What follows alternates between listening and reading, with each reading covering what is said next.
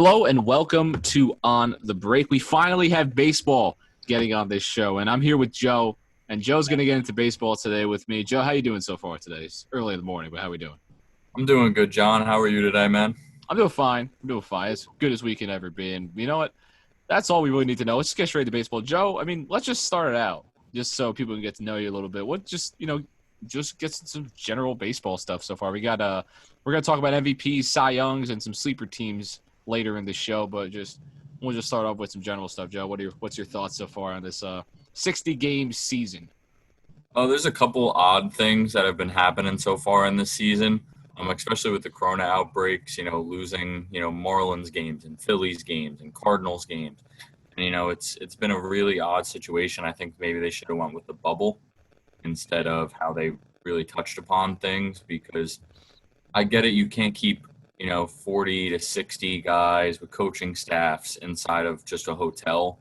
But, they could have done it a little better and stationed themselves in better situations. I think another thing I've really noticed is that balls are flying out of the ballpark even more than they already have. You're seeing home run after home run after home run in each game. And I get it that the MLB is trying to keep fan ratings up by, seeing long home runs by Aaron Judge, Giancarlo Stanton. If you look at the one Eugenio Suarez hit the other night, tape measure shots. But I see it's getting very hard not to look at how the ball is just taking off so easy off the bat, and how outfielders are still having a hard time judging them and, knowing if they're going to be home runs sometimes, and they're straight carrying out of the ballpark. So that's another thing I've seen. And a lot of little teams, the 60-game season, you have a short season. The young teams are going to be energized. You got pitching staffs who are going to be, healthy for a longer period of time during the season. And you look at the Marlins, the Orioles, some of these teams that you would have said, oh, they're competing for the first or second pick in next year's draft. They're the ones who are playing really well right now. You just got to have a lot of energy. The young teams are going to take to these 60 games really well. And, it's waiting to see until they crash, or maybe they don't crash, and maybe they make a surprise playoff run. So, it's very interesting. 60 games is very interesting. Yeah, that's going to change just a lot of what you talk about with baseball. Your MVPs, your Cy Young winners are guys that maybe you would never imagine in a million years would ever win those awards. And it's the same thing. It's just a lot of weird things are going to happen this season. And that's going to make baseball either really fun for you to watch or really weird for you to watch. Well, especially the World Series. If Yeah. you look at the World Series, what did I tell you my prediction was in the beginning of the year? Like Rays and I think it was Blue Rays Jays or Reds something. or something. No, It was not like Blue Jays. Rays My and bad. Reds. Yeah, that's what it was. So you see these teams, and it's like, who's your five pitchers? Pitching is going to be really important for this season. You got to have a good bullpen, and you have to have an energetic lineup. Yeah, Guys, and that's going to help young teams a lot, like you mentioned. So, exactly. Maybe we'll see a young guy win an MVP. I know you like Tatis a lot. We'll get into him, but I think that's a good setup for what we're going to get into. Let's get into our MVP predictions. We'll start with the National League, and we're going to both give our prediction for both leagues. We're going to start with the National League, and again, a weird guy that maybe not weird, but one guy you might have said, how is he going to win an MVP? It's a 60-game season, and guys have gone on 40-game hot streaks, 30-game hot streaks before, and Nick Castellanos is one of those players for the Cincinnati Reds. He's batting .315 right now. His average is about 15th, but his home run hitting has been pretty good this year. He's tied with Fernando Tatis Jr. with 7 home runs so far, and I think it's way too early to clearly make an actual case for a guy to be MVP. But if you look at the pace that a lot of these guys are going to have, like Nick Castellanos and Tatis Jr. in the National League, even Charlie Blackmon's been really good in my opinion, but the Rockies always hit a lot of home runs because Denver or Mile High. And Nick Castellanos with the Cincinnati Reds. You may be able to factor in winning with this team, but this team, the Cincinnati Reds, have Sonny Gray, a guy who's been absolutely out of his mind compared to what he's previously been. Again, you can say it's just a hot streak early in the season. A lot of guys do that. But when you look at Castellanos, he's on a team that can win. He might be a top 3, top 2 home run hitter in the National League when we're all said and done at the end of the 60-game season. And I don't think it's too irrational to say that, yeah, I think this guy's going to win MVP in the National League. But, you know, I think it's going to come down to Blackman. I think it's going to come down to Castellanos and maybe Tatis Jr. if he keeps his pace up. But I'm going to go with Castellanos for now because he's just been absolutely hot, and he's been way improved of what he was in, I believe, Chicago. And when you go to a new team, a new environment, this is the kind of stuff you get. And Castellanos might pull a Yelich and just take this MVP. What do you think about your NL guy?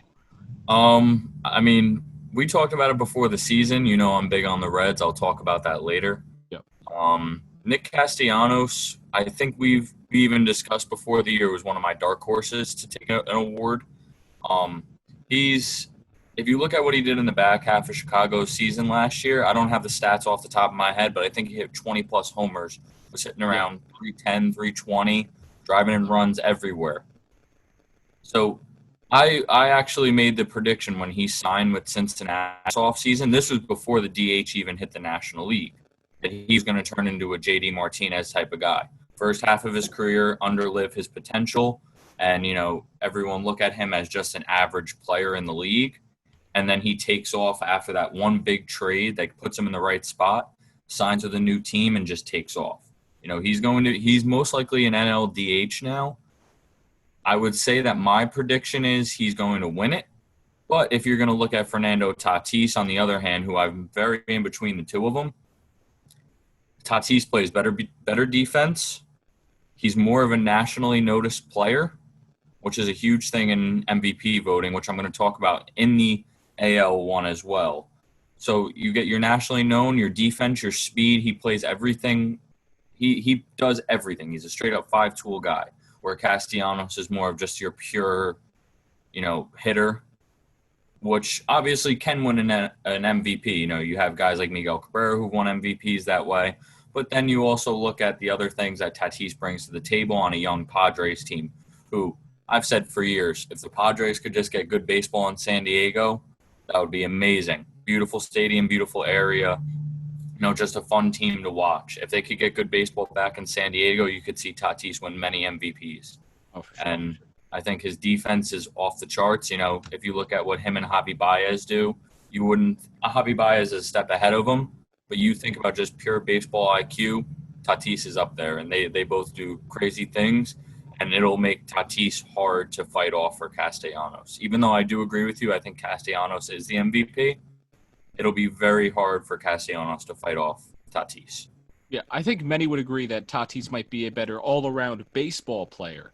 But when you look at the history of how they've given out this award, it favors Castellanos at this very moment in time.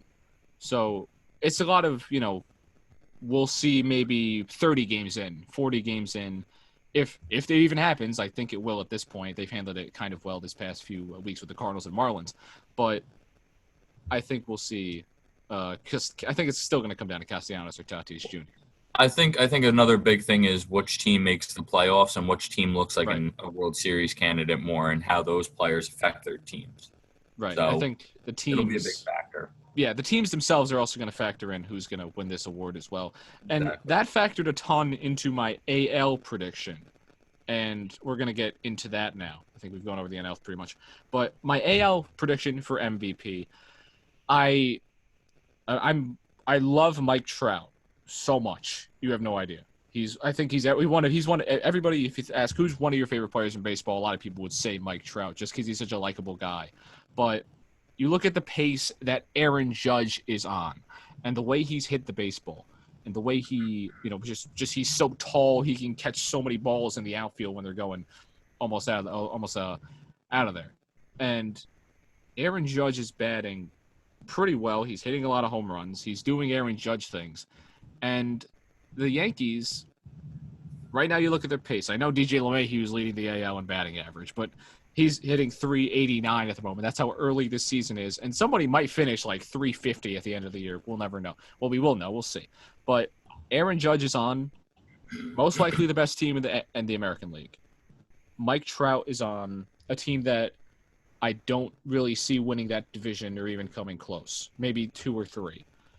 And I think they're going to have similar stats. I think Aaron Judge and Mike Trout are going to end the year with a similar amount of home runs and a similar average, and you say Aaron Judge is on the best team in baseball, and a lot of that's because of what he's done, Mike Trout might not even be in the playoffs.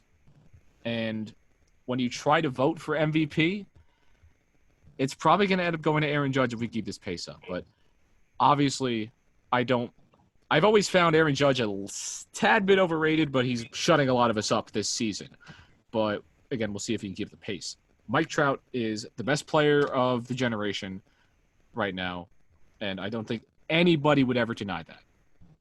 But again, you look at the way they give out MVPs, it favors Aaron Judge based on how he's hitting the baseball, how his team is doing. He has 8 home runs. The next guy to him is Max Kepler with 5. If he ends up leading the AL in home runs by a large margin and his team is the best in baseball, Aaron Judge will be MVP. But again, early, we'll see if he can keep this pace up. What are you feeling? It's in between the two of them for me. I mean, you know how I feel about Aaron Judge. He's not the biggest fan of Aaron Judge. No, you're not the he's a biggest top fan. 25, top 30 baseball player in the league. But when you look at Mike Trout, he just missed a couple games because of paternity leave, and he's already hitting bombs left and right. You know, he is not only the generation's best player, but he could be one of the best players that ever lived. Yeah. And he's on that pace to be. He plays every little bit of defense that Judge does. Both of them play really good defense. For a big 6'8", 6'7" guy, Judge plays tremendous defense in right field. I do think that Judge is a little bit too streaky of a hitter. Yeah. And if he stays on, 60 games are perfect for Aaron Judge, because if he goes on a 60-game stretch where he hits 20-something homers, that's normal for him. But in a 162-game season, he can go 100 games only hitting 5 or 10 and strike out a ridiculous amount of times. So, in my opinion, I do think Judge has the upper hand, but I would love to see Mike Trout win another to go towards his, greatest of all time discussion. Yeah. I mean, I think the playoffs, at least when it comes to Mike Trout, are a little overrated just because Mike Trout's only made the playoffs once, and he has 3 MVPs on his belt. And he almost won an MVP when a guy hit the Triple Crown. So he's a ridiculous player. He's one of the best players that ever lived. I mean, I would never count him out of an MVP voting. I do think one thing that tends to happen with major sports, look at the NBA. How many MVPs has LeBron won? Not enough. Not enough. So eventually, that MVP bias will eventually creep in and maybe rob him of a couple when it's really close. But there's also the other factor that some people might vote for him when it's really close because they want to give him that greatest of all time. So, you look at Justin Verlander when Rick Porcello won the Cy Young. I mean, I'm a Red Sox fan, but I didn't think Rick Porcello really deserved it. Right. He put up one of the greatest seasons a Red Sox pitcher has ever put up. But Verlander had the better all-around year. So, but if you look at it, Verlander has more Cy Youngs on his belt. Pretty Ricky only has 1. So, you look at it and you got to see Aaron Judge is also the face of New York. A-Rod was screaming Tiger Woods, Michael Jordan, after Judge hit a homer the other night. People think he's the face of the base. People think he's the face of baseball, just like Jeter was during that time. So, and I mean, Jeter's a great all-around player, but they're both in that same category where they're nothing ridiculously special compared to other players around the league that are underrated. But they're also in New York, and they're going to get that New York bias for voters. It's going to be very hard to fight off Mike Trout, but I think Judge might be able to do so, but it's going to be in between these two for sure. Yeah, I think we all kind of have that same sentiment there. It's like Aaron Judge is in New York. He's going to get all the bias that you can imagine when it comes to him. Aaron Judge was hyped up when he hit his first home run in New York. He was hyped up to be the next face of baseball and all this. And people think he's a lot better than he actually is. And it's the same thing with Jeter. He obviously these guys are great players. They're phenomenal baseball players, and they're fun to watch. But if you put them in a smaller market, they're not getting anything close to the attention that they're getting in New York. And Nothing at you all. can't Exactly. blame the players for that. It's Exactly. the fans and baseball itself, focusing a lot on their major market teams. And can't fault anybody for that besides fans for, following it. But it's just what it is when it comes to MVP voting. You wouldn't be surprised to see Aaron Judge maybe have some kind of an edge when, like you said, Mike Trout has 3. Aaron Judge hasn't gotten one yet. As far as I think, no, he didn't win one. Or did he win one? Well, no, Aaron Judge got Yeah. robbed of one by That's Altuve what it was. Yeah. in the year with the cheating scandal. So voters actually might feel a little bad for him and give him that leg up at the same Yeah. time. You know how the system goes. Writers aren't always meant to vote the right people. Right. It's how they vote. It's not who really had the best season. There's many MVPs that won, and you're just sitting there like scratching your head going, how did this guy win? It's similar with the NBA. I mean, we saw, like when Russell Westbrook and James Harden were winning MVPs, James Harden should have, very well could have won 2 MVPs before that. But, I think it was 2 years ago they finally said, he's deserved one. Let's give it to him. But, this year it's going to be Giannis most likely, but, that's NBA. But it's very similar with any MVP voting. It's some kind of bias like, oh, this guy's deserved one. He had a really good year. Let's give it to him. Yeah. And it's just better to make a statement with a guy that won MVP. Like Aaron Judge winning MVP would be great for baseball's marketing because a New York guy won the best player in his league award, basically. And you can market him and say MVP Aaron Judge, and they're going to do all this other things with it. We know baseball knows who Mike Trout is. All baseball fans know Mike Trout, how great he is. If Aaron Judge gets the recognition, it's different. Thing that sucks for Mike Trout is he's in the little brother of LA. Yeah. He's a loyal guy, so if he didn't leave in free agency like people thought he was going to. He never even bothered hitting it. I would have loved to see him in Philly, come home. I would have loved to see him in Boston or New York or even LA or even a San Diego where he could have gotten himself in a nicer situation, or maybe even bring himself to Atlanta or St. Louis in a historic baseball city. But it's something that, he's a loyal guy. He's going to be one of the greatest baseball players that ever lived. I have him, Griffey, and maybe Willie Mays up top. So it's very hard to, not give him credit where credit's due. It just sucks that all of America doesn't know as much about Mike Trout as they should when Aaron Judge is taking headlines. Exactly. And I think that we'd all agree with that. And one thing I think we can all agree with, we're going to get into the Cy Young now. And when you look at the Cy Young winner in the American League, I don't even think we have to spend too much time on this one right now. You might be able to. You could say Garrett Cole is Garrett Cole. You could say Garrett's the second best pitcher in baseball, in my opinion. You may say he's the best over DeGrom, but, I mean, what else am I going to say? It's getting close with this guy, though. It's getting real this close. Guy, Shane Bieber, the most talented Bieber in the world, has been absolutely lights out these past few games. He's just shown that he is on another level so far this season. Like, he's really stepped up his game. He has, he's pitched in 21 innings. He has 35 strikeouts. He's got a .83 ERA and has a 3-0 record. You would think that that's Garrett Cole or Jacob deGrom. That is Shane Bieber of the Cleveland Indians. I mean, I think if he keeps that pace up, he's winning the Cy Young, and it will be one of the better seasons, better 60-game stretches we've seen from a pitcher. But the guy's absolutely ridiculously talented right now, and I think he's going to keep the pace up. That's really all I got to get into with him. He's Shane Bieber. He's doing great. Give him that Cy Young at the end of the 60-game season. How do you feel about Shane Bieber? I know you love him. I think it's easy. He's climbing up into that top 5 major league pitchers. Excuse me there. Cole, DeGrom.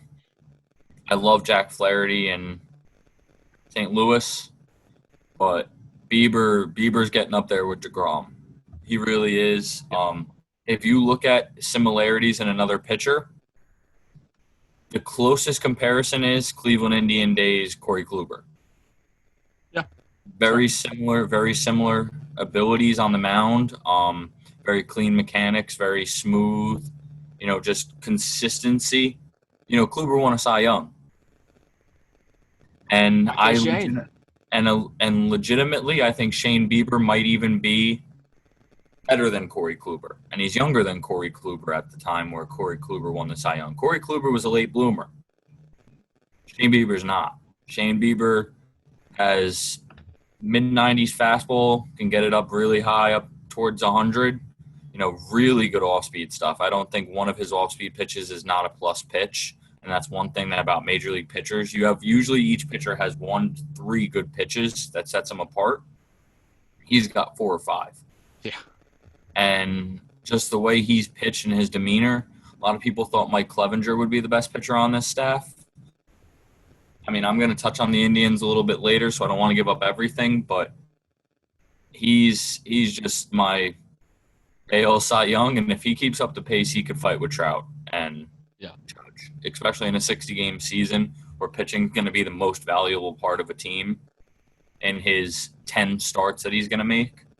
He gets 100 strikeouts in those 10 starts. There's no reason he shouldn't even be maybe even an MVP candidate. Yeah, if he goes 8-2, 9-1, and throws 100 strikeouts, why is he not? He needs to be in that conversation. Well, but, even 80-plus strikeouts, 90 strikeouts, his fielding independent pitching is still ridiculous, so it's not like he's an outlier. His expected ERA, all those things, his analytics line up with how good he's been. So it's not a fluke. No. And even at the end of last year, he was fantastic. Just he's been a great pitcher since he stepped in the league. He's taking that next step towards stardom, and I think Cleveland does a great job with their pitchers. They have created such a system like the old St. Louis Cardinals did with Dave Duncan back in the day, where they just bring up the next pitcher, and they're all pitching better than what they really could have. So I absolutely love Bieber. I think he's a slam dunk. I think we all agree with Shane Bieber, and everyone in the baseball world is finally acknowledging how great Shane Bieber is, and the Indians have developed talent really well, like you mentioned. And the race that isn't as close is the National League. You have very broad. You have over at the very least 6 guys, more than that could very well end this season winning the Cy Young. And I could even say maybe 10. Yeah. It's still so early. No one's really set themselves above.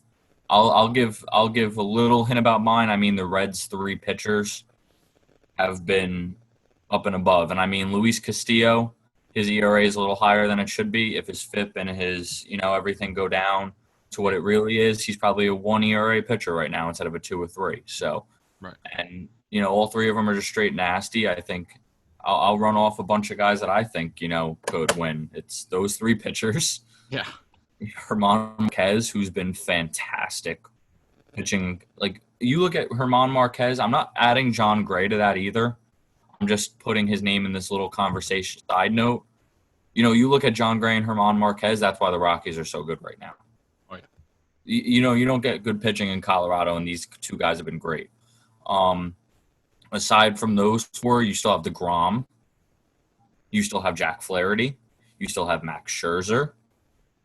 You even have Brandon Woodruff with the Milwaukee Brewers, who's been fantastic as always. He's another really late bloomer. And even Aaron Nola, even Zach Wheeler, both have been pitching fantastic. And there's Chris Paddock as well. Chris Paddock. Oh, right. His numbers and analytics compared to his actual real life numbers are way better.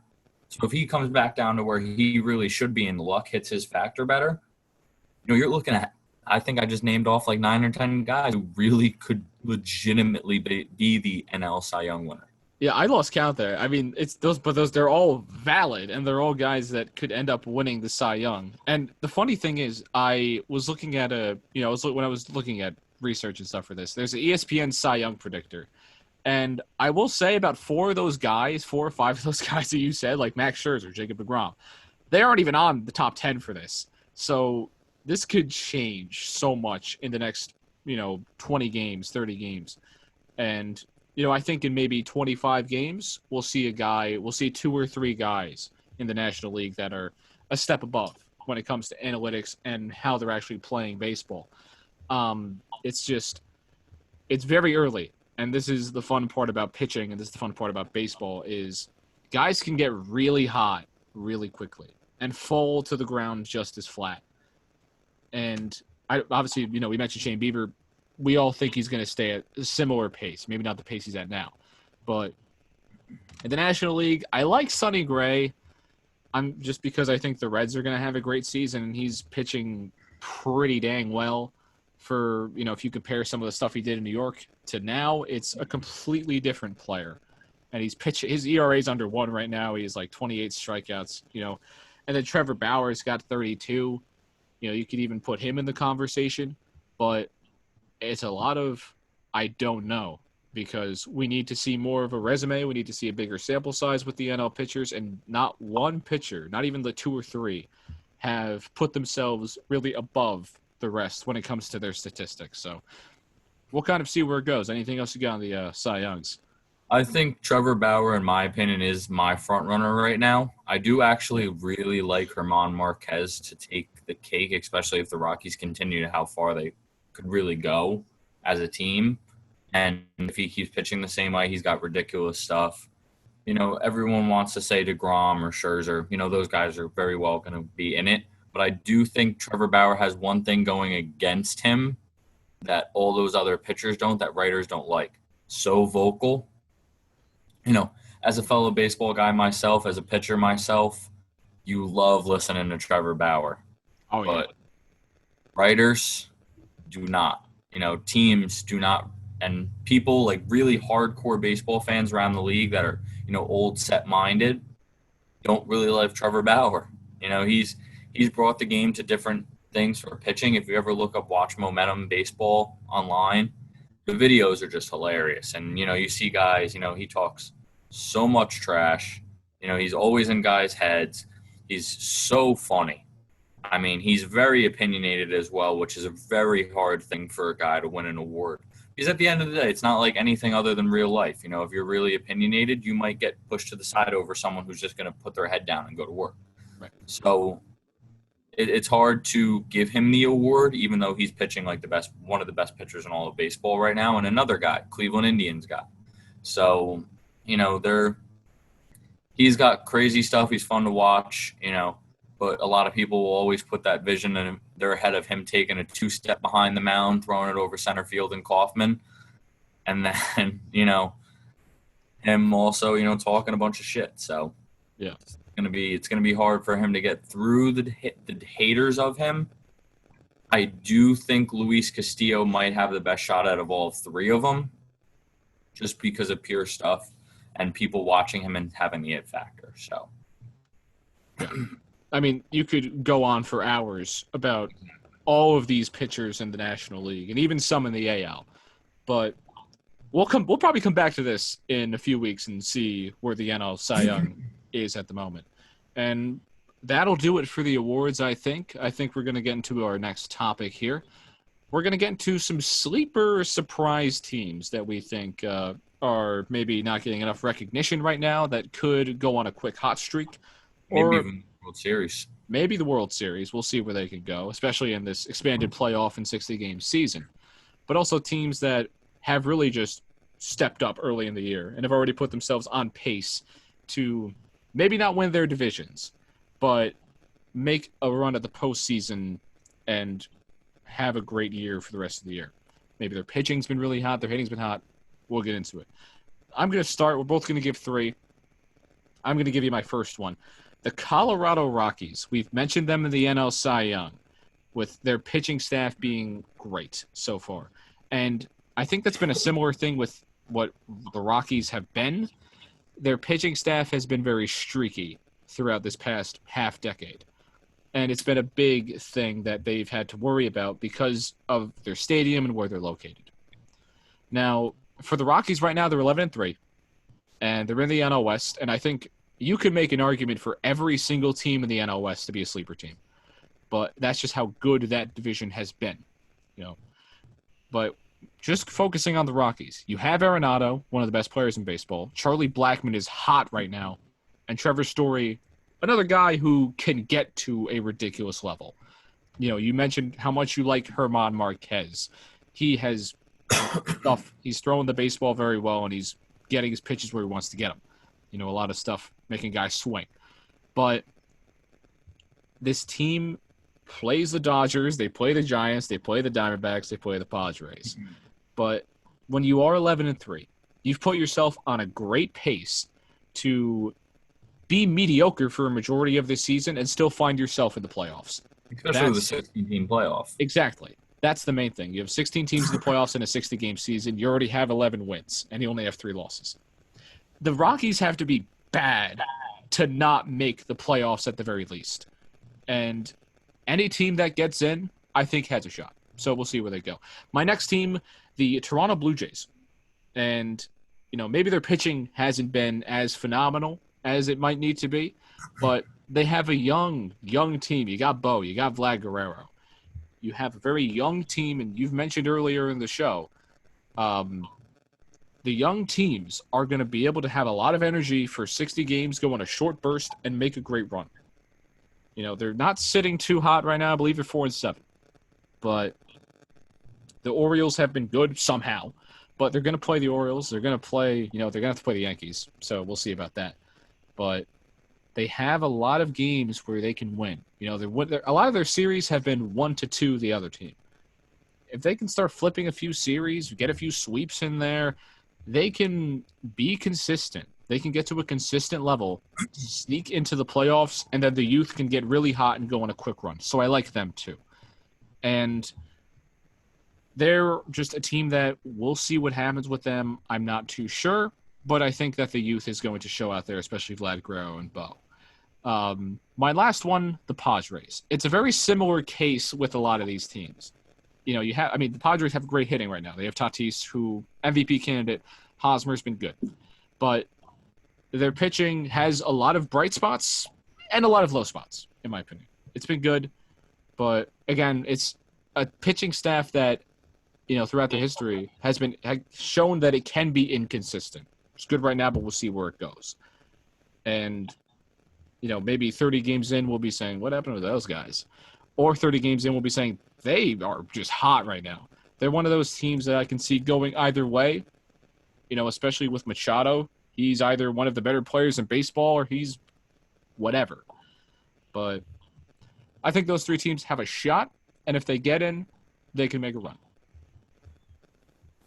What do you got? For my sleepers, I didn't want to go on traditional. I love the Rays and the A's this year. I really do. I think they're both 2 great teams. I think they're both very, very big World Series candidates. I think they're 2 of my favorites in the AL to win the World Series. For my 3 sleepers, I want to go in order of, how I think they could pan out and how far I think they could go from worst to best. My first one's the Diamondbacks. I actually really like what they have going. Some of their pitchers have not pitched to the way they really can. I think Zach Gallen's actually one of the most underrated pitchers in the major leagues. The trade from Miami was just, in my opinion, they got a lot back, but that was very, very stupid to trade a guy who was that young and really hitting his pitching mark. That's what Miami does a lot. Yeah. And, you have Merrill Kelly, who's pitching out of his mind right now. You have Robbie Ray, Luke Weaver, and Madison Bumgarner, who are not pitching great.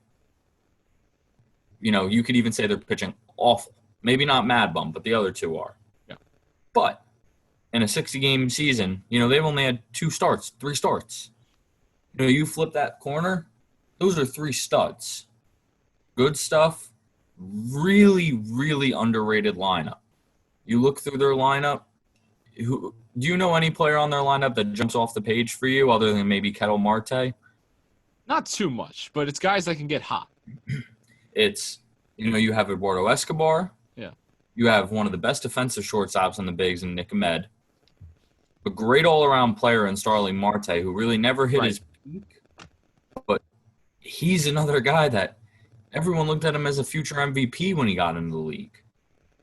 David Peralta is really good with the bat. They have a really good catching group. And Christian Walker's a real hot hitter.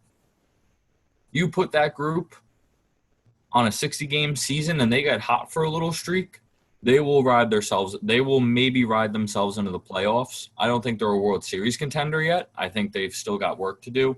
They have 2 very good prospects in the minor leagues that both play outfield, and they have some good other things in the minor leagues. They have a good pen, too. So if they get themselves into a situation where they can maybe squeak out that 8 seed in the playoffs, I could very well see them doing that. For my second team, I'm going to go with the Cleveland Indians. Man, what a job have they done of getting young talent. Especially when it comes to the mound. You have a rotation of Bieber, who we both said is a top 5 pitcher in the bigs now, and he's definitely a AL Cy Young, maybe not even let alone an MVP candidate. Savali is one of the most underrated pitchers in baseball. He's been very, very good throughout his little minor career so far.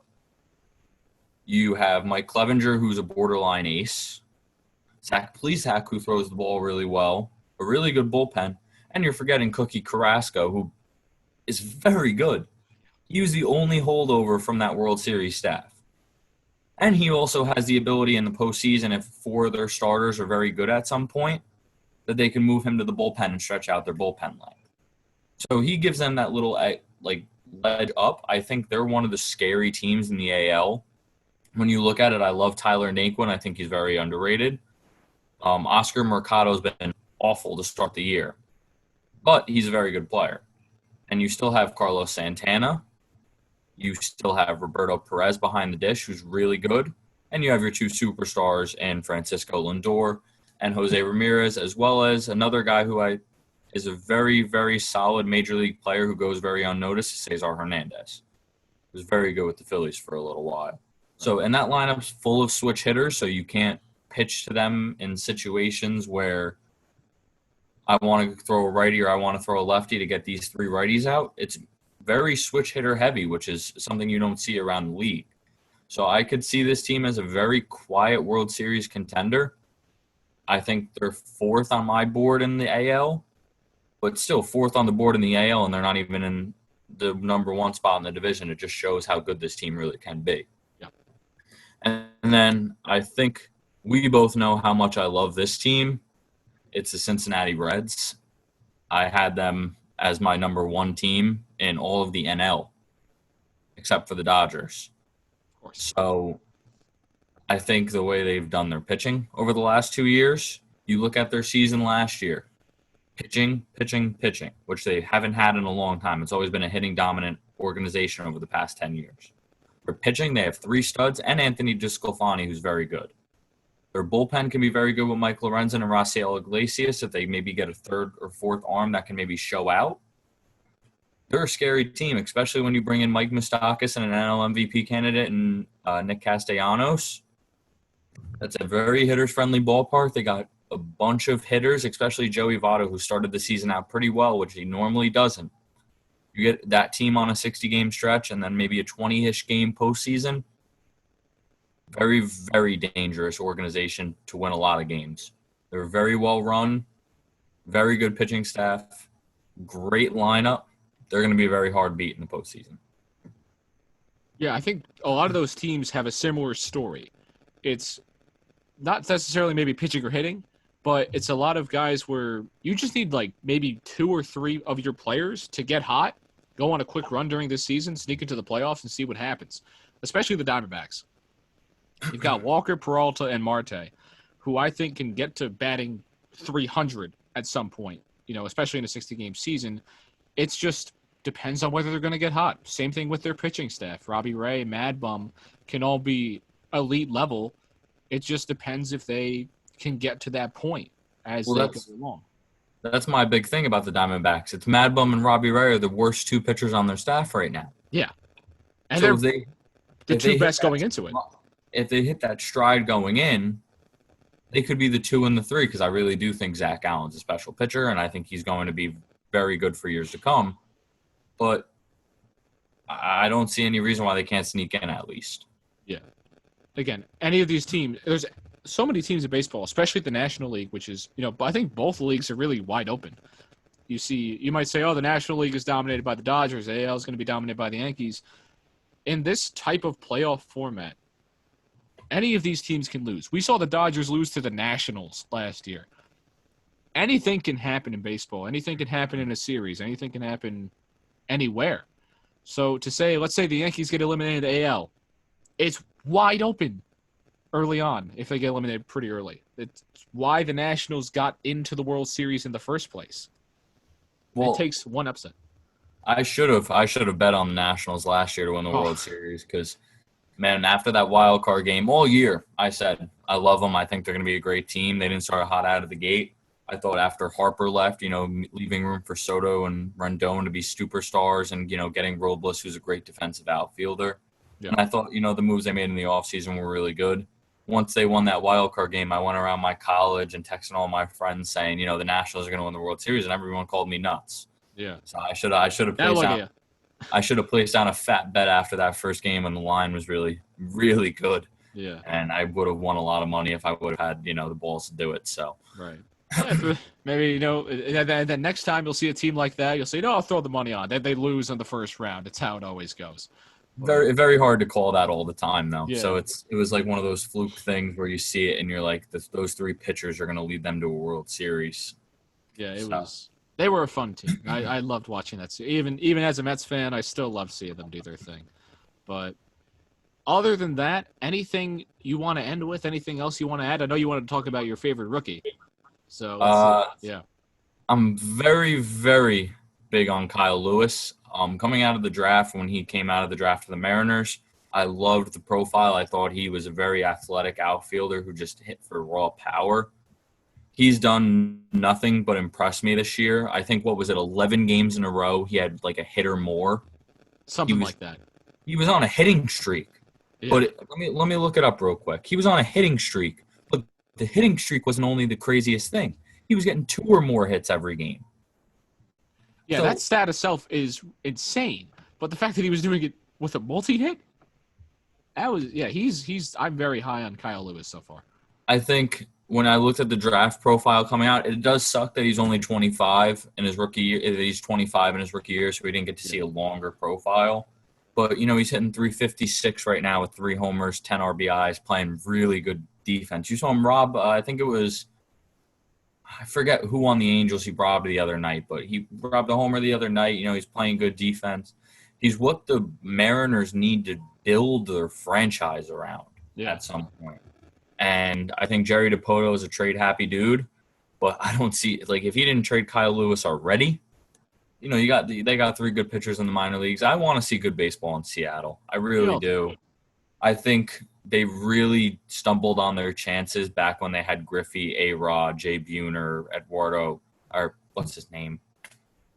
DH that made the Hall of Fame. Slipping my mind right now. Yeah, it's slipping mine too. I know what you're talking about, but Edgar Martinez. Yeah. Edgar Martinez.